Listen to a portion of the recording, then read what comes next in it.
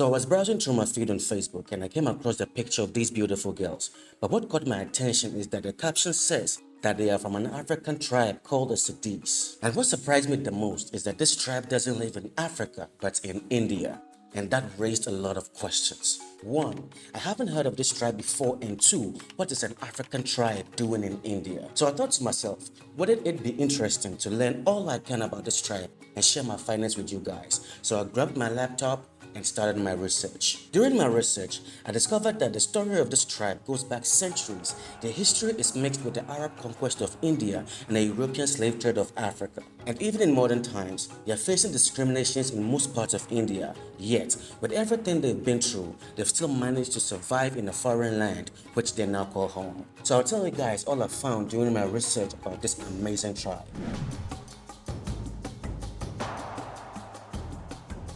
But before we dive into this video, do me a favor, subscribe to this channel for more amazing content like this. Thank you. On my journey to learn more about this tribe, these questions were always at the back of my mind. How did they get to India in the first place, and which part of Africa are they from? I believe that finding the answers to these questions will help me and many others outside of India to learn more about this amazing tribe. To get the answer to these questions, I took a look at how diverse India has been throughout its history. It's a country with over 1 billion people, divided among over 600 tribes. Each tribe has its very own culture and history that goes back thousands of years.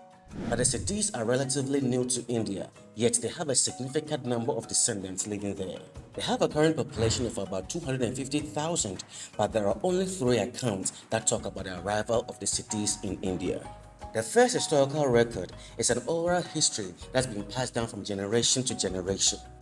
It says that the first group of SIddis to set foot in India came around the 5th century AD at the Bharuch port, and they are believed to have been merchants, blacksmiths and carpenters, possibly looking for work outside of their native land, which is Africa. And as you can guess, since it's an oral history, most parts of the story has either been forgotten or lost in translation because nothing is known about what they did in India around this time. Whether they became one with the indigenous people or moved away from India, this part is open to speculation. The second historical record is centered on the first Arab Islamic conquest of India, which happened in 712 AD. The second wave of this tribe came to India likely as soldiers and merchants, but once again, there is little information to go on here. The third historical record, which is more promising, states that the earliest written record of the SIddis dates to 1100 AD. At this point in history, this tribe started to move to Western India to settle and start their own communities. Those communities became successful because of the amazing work these people were doing. So by the 1300s, the sultans of India started hiring them and bringing them into their palaces, mostly for artisan work and to serve as soldiers for the ruling class. Throughout the centuries, some SIddis worked their way up to higher positions in the military and government, while others were used as slaves. It's not certain how some of the people of this tribe became slaves in India during this time, but by the time the Portuguese arrived in the 17th and 19th centuries, the SIddis were already a big community in India with a significant number of their population serving as slaves for the high class of the country. When the British abolished slavery in the 1800s, many of the SIddis living in port towns on the west coast of India ran away into the deep forest of the Uttara Kannada district in the state of Karnataka in fear that they would be captured again. Most of them converted to the Muslim and Hindu religions, probably to affirm their Indian heritage, which they still practice to this very day, and they consider themselves more Indian than African. But that doesn't mean they forgot their African heritage. Even though they've adopted to the dominant culture in many ways, they've still kept some of their African roots in their culture, especially in their African music and dance.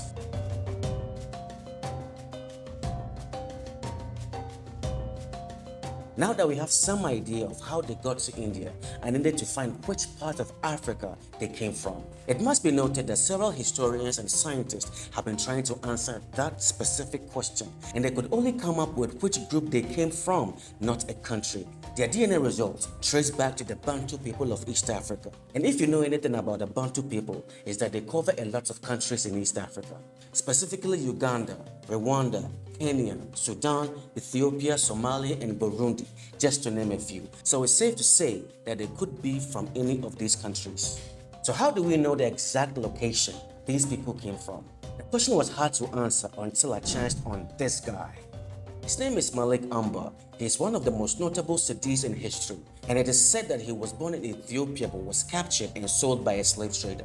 He ended up in India, where he started working in a palace of a sultan. He worked his way through the ranks and formed a mercenary army of more than 50,000 men. Many local kings hired him to fight their wars because Malik was a good administrator. He later became a prime minister, being revered by almost everyone in India, but that's quite an accomplishment. But there is one thing I want you to take note of. His story tells us where he was born, possibly linking some of the SIddis to Ethiopia. I wanted to find out more about the exact location they came from, but sadly, that's all the information I could get from my research. And now, to the sad part. See those beautiful children? Behind their smiles is another story that needs to be told. It has to do with the discrimination this tribe is facing in India in modern times. During my research, I was able to learn some of the problems this tribe is facing. 1. The SIddis have little access to education because of their isolated communities, and because of this, young adults from the tribe often can't get a job that pays a steady wage because of their low educational level, which causes them to end up working as farm hands, drivers, manual laborers, and security guards outside of their own town. And 2. Racism.